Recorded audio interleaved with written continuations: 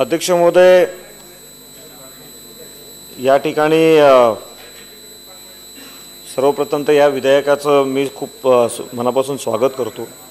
अध्यक्ष महोदय, या ठिकाणी घाई काय आहे असं विचारलं गेलं। अध्यक्ष महोदय, 124A 124F आणि अध्यक्ष महोदय ईज ऑफ डुईंग बिझनेस हा 2015चा जो जागतिक बँकेचा अहवाल आहे, या तीन गोष्टी जर का आपण वाचल्या तर आपोआपच अध्यक्ष महोदय घाई काय होती ऑर्डिनन्स काढण्याची हे सन्माननीय सदस्यांच्या लक्षात आलं असतं। अध्यक्ष महोदय, ईज ऑफ डुईंग बिझनेसमध्ये अध्यक्ष महोदय जागतिक बँकेचा जो अहवाल दरवर्षी प्रकाशित होतो आणि त्या अहवालाच्या नुसार जे रँकिंग वेगवेगळ्या देशांना मिळतं, त्या रँकिंगचा विचार करून आपल्या देशामध्ये इन्व्हेस्ट करायचं की नाही हे बाहेरच्या कंपन्या ठरवतात। आणि त्यामुळे अध्यक्ष महोदय, आपण जर का ईज ऑफ डुईंग बिझनेस 2015चा जागतिक बँकेचा अहवाल पाहिला तर दुर्दैवाने आपल्या देशाचा क्रमांक हा 189 देशांपैकी 142वा क्रमांक लागतो। मला वाटतं की हे एकमेव कारण हे ऑर्डिनन्स काढण्याची काय आवश्यकता होती हे निश्चितपणे स्पष्ट करेल। अध्यक्ष महोदय, हे सांगत असताना अध्यक्ष यावेळेला एक निश्चितपणे मी शासनाचं अभिनंदन यासाठी करेन की उद्योग या विषयाबद्दल जर का बोलायचं म्हटलं तर हल्ली चोरी झालेली आहे। जसं काही खूप मोठा गुन्हा तुम्ही करताय की उद्योगाबद्दल बोलणं म्हणजे खूप मोठा गुन्हा आहे अशा पद्धतीचं असं आपण याच्या अगोदर जर का आपल्या सन्मान्य सदस्यांचं भाषण ऐकलं असतं तर अशा पद्धतीचाच त्यांचा रोग होता, अशा पद्धतीचाच रोग होता आपला। नाही, तुम्ही तर जी गोष्ट ह्यात नाही लँड ॲक्विजिशन बिलची त्याचा सुद्धा उल्लेख केला, त्याचा काही संबंध नाही या अख्ख्या विधेयकामध्ये। आणि त्यामुळे अध्यक्ष महोदय, या ठिकाणी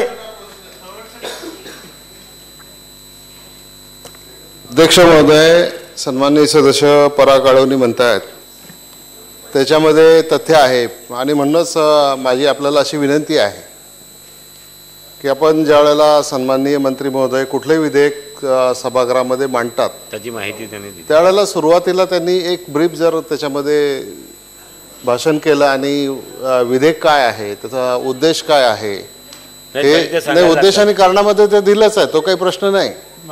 परंतु आपण जर त्याच्यामध्ये मांडलं तर बऱ्याच वेळेला सदस्य अर्थाचा अनर्थ करून त्याच्यावर जे आपलं भाष्य करतात तर ते टळू शकतं, सभागृहाचा वेळ टळू शकतो। म्हणून याच्यामध्ये आपण सभागृहामध्ये असं आपण केली होती पद्धत, परंतु तशीच पद्धत असायला पाहिजे की मंत्री महोदयांनी हे विधेयक का आणलंय, कशाकरता आणलंय, त्याच्यातला उद्देश काय आहे हे सुरुवातीला जरा समजून सांगितलं तर पुढचं हे सगळं वेळ वाचू शकतो। बरोबर आहे म्हणणं। अध्यक्ष महोदय, मी असं सांगत होतो की नाही, आपण पुढे गेलो आहे। वळसे पाटील साहेबांचं म्हणणं अतिशय बरोबर आहे, रास्त आहे। ती माहिती जर सभागृहात दिली असती तर जी बोलण्याची जी ही आहे स्कोप आहे ते त्याचा आजूबाजूला राहिलं असतं। पण शशिकांत शिंदेजींच्या ज्या सूचना आहेत ते बिलच्या बाहेरच्या स्कोपचा नाही आहेत, ते त्यांचा अंतर्भाव करण्यासाठीच्या सूचना आहेत, ते मंत्री महोदय उत्तर देतील त्याला। आपण अध्यक्ष महोदय, मी हे सांगत होतो की उद्योगाविषयामध्ये चर्चा करणं हा कधी ही गुन्हा नव्हे तर चूक ठरायला लागते अशा पद्धतीचं होतं आणि त्यामुळे एक ठोस उद्योग धोरण सुद्धा आणण्याची आवश्यकता आहे। परंतु या निमित्ताने अध्यक्ष महोदय आपल्याला दिसतंय की ईज ऑफ डुईंग बिझनेसच्या रँकिंग खूप खाली आल्यामुळे आपल्याकडे जर का उद्योग येणार नसतील तर अध्यक्ष महोदय याच्यातून बेरोजगारी निर्माण होते, याच्यातून आपल्या राज्याच्या अर्थव्यवस्थेवर सुद्धा त्याचा निश्चितपणे परिणाम होतो आणि त्यामुळे उद्योगांना चालना देणं ही सुद्धा आजच्या काळाची गरज अध्यक्ष महोदय ठरलेली आहे। अध्यक्ष महोदय, या ठिकाणी हा जो विधेयक आणलेला आणि सुधारणा सुचवलेल्या आहेत या निमित्ताने अध्यक्ष महोदय एक मुद्दा मला या ठिकाणी मांडायचा आहे की अनेकदा आपण जेव्हा कायद्यामध्ये सुधारणा करतो, नवीन सेक्शन्स आणतो आणि अशा वेळेला परिपूर्ण जर का विचार त्याचा झाला नाही तर त्याचा कसा नंतर तेच सेक्शन्स आपल्याला त्रासदायक ठरतात. अध्यक्ष महोदय, हा संपूर्ण 124चा जो चॅप्टर आहे हा 1992 साली अस्तित्वामध्ये आला. असं 1992 साली एका विधेयकाच्या माध्यमातून आपण MRTP मध्ये सुधारणा सुचवली. अध्यक्ष महोदय, 1992 साली हे का सुधारणा आली असेल तर निश्चितपणे DC रेग्युलेशन्स आपल्याकडे 1992 मध्ये सुधारित त्याच्या आल्या आणि त्या DC रेग्युलेशन्सच्या निमित्ताने आणखीन काय सुधारणा MRTP मध्ये कराव्या लागतील त्या लक्षात घेऊन MRTP मध्ये आल्या. 124A अध्यक्ष महोदय काय सांगतो, 124A1 आणि 124A2 मध्ये अशा पद्धतीच्या सर्व ॲक्टिव्हिटीजसाठी त्याच्यामध्ये परवानगी मागायची आणि त्याच्यामध्ये डेव्हलपमेंट चार्जेसची त्याने दिलेली आहे. अध्यक्ष महोदय, माझ्या हातामध्ये MRTP ॲक्टचं संपूर्ण पुस्तक आहे. 124A1 आणि 124A2 1992 सालच्या विधेयकाच्या माध्यमातून आला. आणि अध्यक्ष महोदय, 124A1 मध्ये काय सांगितलं त्याने की the development authority or planning authority shall levy within the area of its jurisdiction development charges on the institution of use or change of use of any building or development of any building or for permission which is required under this act. आणि मग त्याच्यासाठीचे त्याचे rate जे काय असतील ते त्याचा विचार झाला. अध्यक्ष महोदय, 124A2 ही development charges shall be leviable on any person who institutes or changes the use of land or undertakes to carry such development असं म्हटलेलं आहे. अध्यक्ष महोदय, 1992 साली डेव्हलपमेंट चार्ज घेतला पाहिजे कुठल्याही बांधकामासाठी अशा पद्धतीचा आपण सुधारणा आणली. आणि 2 वर्षानंतर आपल्या लक्षात आलं की जे चालू बांधकाम आहे त्याचं काय. आणि मग 1994 मध्ये पुन्हा एकदा त्याच्यामध्ये सुधारणा आपण एक प्रोव्हिजो टाकला, परंतु टाकलं की जर का एखाद्या कामासाठी ऑलरेडी IOD किंवा CC दिलेली असेल तर मात्र त्यांना हे डेव्हलपमेंट चार्जेस लागणार नाहीत.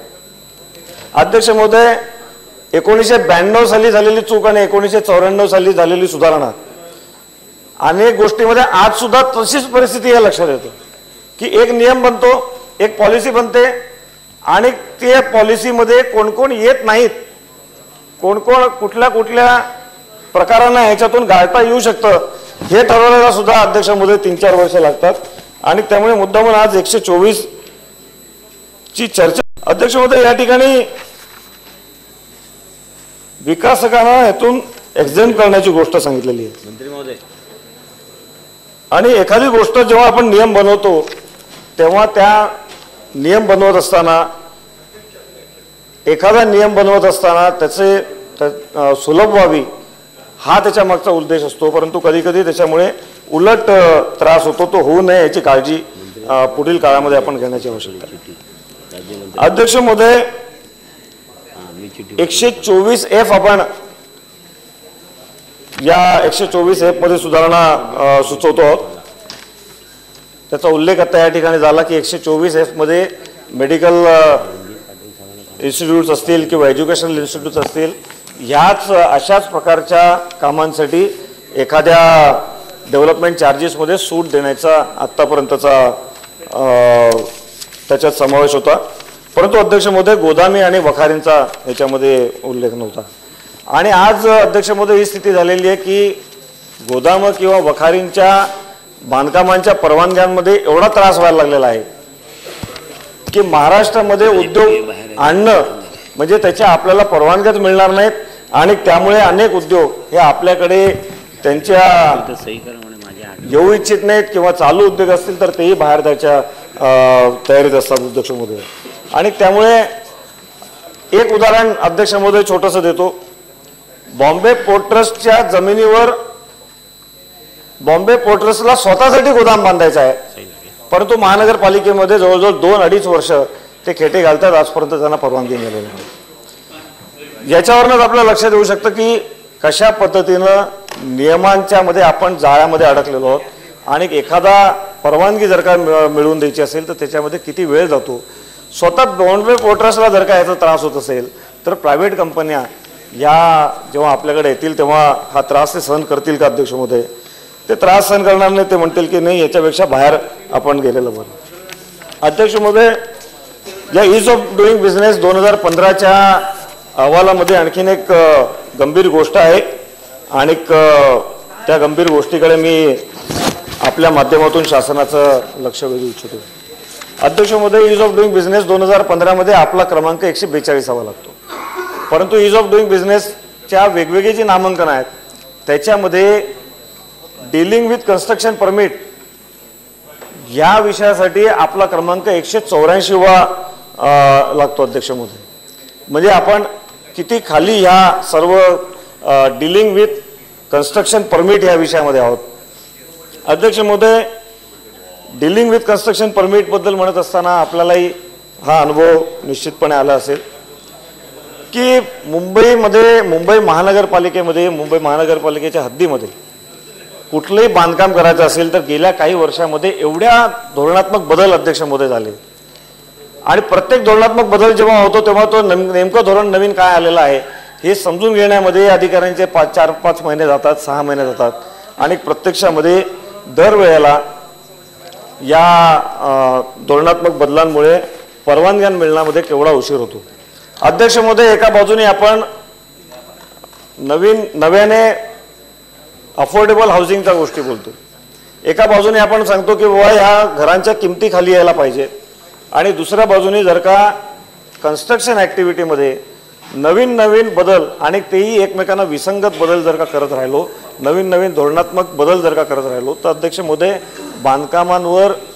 बांधकामांची जी गती आहे ह्याच्यावर खूप मोठा परिणाम होतो. आणि आज आपण बघितलं असेल की असंख्य ठिकाणी मुंबईमध्ये तर आपण ज्या ठिकाणी जाल त्या ठिकाणी अनेक भूखंड आपल्याला दिसतील की जुनी इमारत तोडून नव्या इमारतीचं बांधकाम मला सुरुवात होईपर्यंत त्याच्यावर कुठल्या ना कुठल्या तरी कारणामुळे स्टे येतो, अनेक बांधकामं बंद आहेत. अध्यक्ष महोदय, जर का बांधकामं बंद असतील किंवा बांधकामांची गती ही खूप कमी झाली तर निश्चितपणे आवश्यकतेपेक्षा जर का सप्लाय कमी झाला तर त्याच्यामुळे त्या सगळ्या किमतींवर त्याचा परिणाम होतो. आणि आज मुंबईमध्ये जे गगनचुंबी रेट्स आपल्याला दिसतात, जी महागाई आपल्याला कन्स्ट्रक्शन घरांच्या संदर्भामध्ये दिसते, त्याचं एक महत्त्वाचं कारण हे आहे की या अनेक विसंगत धोरणांमुळे जी गती मंदावलेली आहे त्याच्यामुळे हा सगळा प्रश्न आहे. आणि त्यामुळे अध्यक्ष महोदय, जर का अफोर्डेबल हाऊसिंगच्या विषयामध्ये आपल्याला खरोखर ठोस पावलं पुढे टाकायची असतील तर या डीलिंग विथ कन्स्ट्रक्शन परमिटमध्ये आपल्याला जर का आणखीन आपला क्रमांक वरती आणायचा असेल तर सुसंगत धोरणं आणि धोरणात्मक एकदा परिपूर्ण धोरण असं आपल्याला बनवण्याची आवश्यकता आहे. अध्यक्ष महोदय, मी आपल्याला एक उदाहरण आपल्या माध्यमातून शासनाला देऊ इच्छितो. दादर विभागामध्ये एका जुन्या कोऑपरेटिव्ह सोसायटीच्या रिडेव्हलपमेंटचं काम. आता अध्यक्ष महोदय, आपण जेव्हा वेगवेगळे नियम बनवतो त्या नियमांचा परिणाम कसा होतो तो बघा. सर्वात आधी तर आपण आता नियम बनवून टाकले की कुठल्याही सोसायटीला, कोऑपरेटिव्ह सोसायटीला रिडेव्हलपमेंटमध्ये जायचं असेल तर शासनाने एक पद्धत निर्माण करून दिली, विकासक कसा नेमायचा. आता या विकासक कसा नेमायचा याची सुरुवात आधी प्रोजेक्ट मॅनेजमेंट कन्सल्टंट आणा, मग तो अभ्यास करून एक अहवाल सादर करणार, मग तो अहवाल कमिटीसमोर मांडला जाणार, AGM समोर मांडला जाणार आणि त्याच्यानंतर मग टेंडर कंडिशन्स काय असतील अध्यक्ष महोदय ह्याचा निर्णय होतो. त्यानंतर मग टेंडर इन्व्हाइट होतं, त्याच्यानंतर टेंडर ओपन होतं, त्यानंतर पुन्हा एकदा शॉर्टलिस्ट झालेल्या सर्व विकासकांच्या सोबत नेगोशिएशन्स होतात आणि त्यानंतर मग विकासक फायनल होतो. म्हणजे अध्यक्ष महोदय, एखाद्या कोऑपरेटिव्ह सोसायटीला त्यांचं रिडेव्हलपमेंट करायचं असेल तर विकासक नेमण्याची जी पद्धत आहे, प्रक्रिया आहे, त्यालाच कमीत कमी 1.5 ते 2 वर्ष जातात अध्यक्ष महोदय. आणि त्यानंतर जेव्हा विकासक त्या ठिकाणी येतात आणि त्यांची कामाला सुरुवात होते. अध्यक्ष महोदय, दादर शिवाजी पार्कचं उदाहरण देतो. सर्वात आधी हेरिटेज कमिटीने पत्र पाठवलं की ही प्रॉपर्टी हेरिटेज प्रिसेंटमध्ये येते आणि त्यामुळे सध्या ह्यांना कुठलंही परवानगी देऊ नका. IOD मिळालेल्या बिल्डिंगला जवळजवळ 250-300 त्याच्यामध्ये राहणारे कुटुंबांना दुसरीकडे भाड्यावर पाठवल्यानंतर, इमारत पूर्ण डिमोलिश झाल्यानंतर आयोडीच्या पुढची CC मिळायच्या आधी अशा पद्धतीचं पत्र येतं अध्यक्ष महोदय आणि काम थांबतं. जवळजवळ वर्ष दीड वर्षानंतर तीच हेरिटेज कमिटी मान्य करते की नाही, हे हेरिटेज प्रिसिंटमध्ये येतच नाही आणि त्यामुळे आहे ना आता तुम्ही बांधकामाला परवानगी द्यायला हरकत नाही. बांधकामाला परवानगी मिळायच्या अगोदर अध्यक्ष महोदय आपल्याला माहिती आहे की माननीय सुप्रीम कोर्टाने एक आदेश दिला 6 मीटरच्या त्या सर्व संदर्भातला आणि त्याच्यामध्येही 1 वर्षभर त्या निमित्ताने या सोसायटीचे गेले. म्हणजे अध्यक्ष महोदय विकासक नेमल्यानंतर सुद्धा जवळजवळ 2-2.5 वर्षानंतर जेव्हा पुन्हा एकदा या इमारतीला पुनर्विकासासाठी CC मिळेल अशा पद्धतीची परिस्थिती आली, तोपर्यंत अध्यक्ष महोदय मेट्रो 3च्या कार्यालयामधून एक टेलिफोनिक मेसेज मुंबई महानगरपालिकेच्या बिल्डिंग प्रपोजलला गेला आणि त्यांनी सांगितलं की ही या इमारतीच्या खालून मेट्रो 3 धावणार आहे आणि त्यामुळे यांना सध्या तुम्ही काही परवानगी देऊ नका. जवळजवळ 1.5 वर्षानंतर मेट्रो 3ने पत्र पाठवलं की तुमच्या इमारतीच्या खालून आमची मेट्रो 3 धावतच नाही, त्यामुळे तुम्ही बांधकाम करू शकता. अध्यक्ष महोदय जवळजवळ म्हणजे विकासक नेमण्याची प्रक्रिया 1.5-2 वर्षाची आणि त्याच्यानंतरची प्रक्रिया ही 4-4.5 वर्ष त्याच्यामध्ये गेली आणि त्यानंतर अध्यक्ष महोदय आपण एक परिपत्रक काढून सांगतो की आता 25% प्रीमियम नाही चालणार, रेडी रेकनरच्या 25% नाही, आता 60% रेडी रेकनरचा प्रीमियम लागेल. अध्यक्ष महोदय विसंगत धोरणांमुळे एखादं बांधकाम सुरू व्हायच्या अगोदरच थांबतं आणि 4-5-6 वर्षानंतर त्याच्यामध्ये आपण जर का त्याचे चार्जेस वाढवले, डेव्हलपमेंट चार्जेस वाढवले, वेगवेगळ्या माध्यमातून त्याचा खर्च जर का वाढवला तर अध्यक्ष महोदय ज्या 4 वर्षापूर्वी विकासकाने जे रेट हे मांडले होते ते आर्थिक गणित 4 वर्षामध्ये किती बदलेल आणि ते बदलू देणं योग्य होईल का. आणि त्यामुळे अध्यक्ष महोदय अशा पद्धतीच्या विसंगत धोरणांमुळे डीलिंग विथ कन्स्ट्रक्शन परमिट्स आणि या सगळ्या जो कामाचा दर्जा आहे याच्यावर खूप मोठा परिणाम होतोय आणि परिणामी ईज ऑफ डुईंग बिझनेसमध्ये सुद्धा आपल्याला खूप खालचा क्रमांक अध्यक्ष महोदय मिळतोय. अध्यक्ष महोदय एक ईज ऑफ डुईंग बिझनेससाठी आपण कायद्यामध्ये तर बदल करू, परंतु या कायद्यांमधल्या बदलाच्या सोबत वर्क कल्चर सुद्धा बदलावं लागणार आहे अध्यक्ष महोदय. मग शासन स्तरावर असो किंवा महानगरपालिकांच्या स्तरावर असो. अध्यक्ष महोदय आज होतंय काय, ज्या ठिकाणी भ्रष्टाचारी अधिकारी आपल्याला सापडतो त्याच्यावर आपण कारवाई करायला धजत नाही. त्यामुळे एका बाजूने भ्रष्ट अधिकाऱ्यांवर कारवाई होत नाही, दुसऱ्या बाजूने सर्जनशीलता असेल जर का अधिकाऱ्यांमध्ये तर त्याच्यासाठी सुद्धा कुठल्याही पद्धतीचं प्रोत्साहन नाही. आणि अध्यक्ष महोदय हे करत असताना जर का शासनाकडून चुका झाल्या असतील तर त्या चुकांसुद्धा दुरुस्त करण्याची हिंमत ही प्रशासनाला दाखवावी लागेल. अध्यक्ष महोदय अनेक उदाहरणं आपल्याला सापडतात. असंख्य उदाहरणांमध्ये अध्यक्ष महोदय हे दिसून येतं की प्रशासनाच्या अधिकाऱ्यांच्या कामाच्या काळामध्ये चुकून एखादी गोष्ट राहून जाते, एखादी गोष्ट चूक होते. आमचं बिलकुल असं म्हणणं नाही की या अधिकाऱ्यांनी ही काही कारणांमुळे ही चूक केलेली असेल किंवा मुद्दामून ही त्रास देण्यासाठी म्हणून काही गोष्ट केली असेल, परंतु अध्यक्ष महोदय या चुका घडतात आणि या चुका जर का घडत असतील तर त्याचा परिणाम हा विकास कामांवर होत असतो. आता हा दुष्परिणाम जर का आपल्याला टाळायचा असेल तर झालेली चूक ही मान्य करायला काहीच हरकत नाही आणि झालेली चूक किती लवकर दुरुस्त होईल याच्यासाठी सुद्धा प्रयत्न करण्याची आवश्यकता आहे. अध्यक्ष महोदय या निमित्ताने मी आपल्याला आणखीन एक उदाहरण आपल्या माध्यमातून शासनाच्या कानावर घालू इच्छितो. अध्यक्ष महोदय टाउन प्लॅनिंग स्कीमचे व्हेरिएशन करत असताना डेव्हलपमेंट प्लॅन मधलं जुनं आरक्षण आहे असा गैरसमज झाला आणि ते आरक्षण टाउन प्लॅनिंग स्कीमच्या व्हेरिएशन मध्ये आलं. ज्या भूखंडावर 8 मजली इमारतीचे प्लॅन्स अप्रूव्ह झाले, ज्या भूखंडावर 8 मजल्यांपैकी 7 मजल्यांची इमारत उभी राहिली अध्यक्ष महोदय, आणि हे विकास काम चालू असताना विलेपार्ल्याच्या त्या साई मगन SRA कोऑपरेटिव्ह सोसायटीच्या संदर्भामध्ये की त्या ठिकाणी 8 मजले बांधल्यानंतर लक्षात आलं की या ठिकाणी चुकून टाउन प्लॅनिंग स्कीम मध्ये एक रिझर्वेशन आलेलं आहे. आता ही चूक दुरुस्त करण्याची आवश्यकता होती अध्यक्ष महोदय.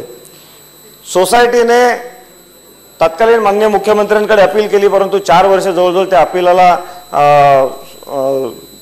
अपील येईना बोर्डावर. अपीलवरचं हिअरिंग झालं नाही. आणि आत्ता गेल्या 3-4 महिन्यापूर्वी मान्य राज्यमंत्री महोदय या ठिकाणी आहेत, त्यांनी त्याला अपीलावर सुनावणी दिली. आणि या सुनावणीच्या काळामध्ये डायरेक्टर टाउन प्लॅनिंग, कमिशनर महानगरपालिका आणि सचिव नगरविकास या तिघांनी मान्य केलं की नाही, ही चूक झालेली आहे.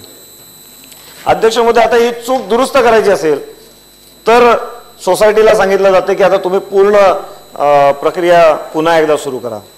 म्हणजे एखाद्या प्रशासकीय चुकीमुळे 4-4 वर्ष काम अडकणार आणि ती चूक दुरुस्त करण्यासाठी आणखीन 4 वर्ष त्याच्यामध्ये प्रक्रिया पूर्ण करण्यामध्ये लागणार. अध्यक्ष महोदय, माझी मागणी आहे की साई मगन कोऑपरेटिव्ह सोसायटीच्याही संदर्भामध्ये कॉरिजेंडम निघाला पाहिजे आणि कॉरिजेंडम काढून प्रशासनाने केलेली चूक ही दुरुस्त केली पाहिजे. आणि अध्यक्ष महोदय, खरं तर हेच वर्क कल्चर आपल्याला विकसित करण्याची आवश्यकता आहे. अध्यक्ष महोदय, ईज ऑफ डुईंग बिझनेस या संकल्पनेला जर का आपण गंभीरतेने घेतलं नाही तर अध्यक्ष महोदय, आपण आत्ता 142 क्रमांकावर आहोत. आणखीन खाली जाण्याची शक्यता आहे. आणि ते जर का करायचं नसेल तर या सर्व गोष्टींमध्ये, आणि विशेष करून मी आणखीन एक विनंती करेन की दरवर्षी जी नामांकन असतात, जे क्रायटेरिया असतात ईज ऑफ डुईंग बिझनेसचे, काही क्रायटेरिया कायम असतात, कायमस्वरूपी असतात तेच, आणि काही क्रायटेरियाचे दरवर्षी बदलत असतात. पुढील वर्षीसाठीचे ईज ऑफ डुईंग बिझनेस 2016चे कुठल्या क्रायटेरियाच्या आधारावर जागतिक बँक सर्वे करणार आहे याची सुद्धा आत्तापासून जर का आपण काळजी घेतली, याची सुद्धा आत्तापासून आपण माहिती घेऊन त्या कामांसाठी, त्या नामांकनांमध्ये आपण जर का आत्तापासून धोरणात्मक सुधारणा करायला सुरुवात केली तर ईज ऑफ डुईंग बिझनेस 2016चा जो रिपोर्ट येईल तो आपल्यासाठी निश्चितपणे चांगला येईल. आणि त्या माध्यमातून मेक इन इंडिया आणि मेक इन महाराष्ट्राचं जे स्वप्न माननीय मोदीजी आणि माननीय मुख्यमंत्री महोदय पाहतात त्याच्यामध्ये सुद्धा आपल्याला चांगला रँक मिळेल आणि महाराष्ट्राच्या अर्थव्यवस्थेला चालना मिळण्यासाठी एक उपयोग होईल. अध्यक्ष महोदय, त्यामुळे एक चांगला विधेयक ज्याचा केवळ उद्योगांसाठी नव्हे तर त्याच्यातून बेरोजगारी कमी होऊ शकते, रोजगारी वाढू शकते, त्याच्यामधून आपल्या अर्थव्यवस्थेला चालना मिळू शकते, असं जे या विधेयक आलेलं आहे ज्याच्यामध्ये MRTP मधल्या ज्या सुधारणा आलेल्या आहेत त्याचं मी स्वागत करतो. खूप खूप धन्यवाद. सुधाकर कोळे.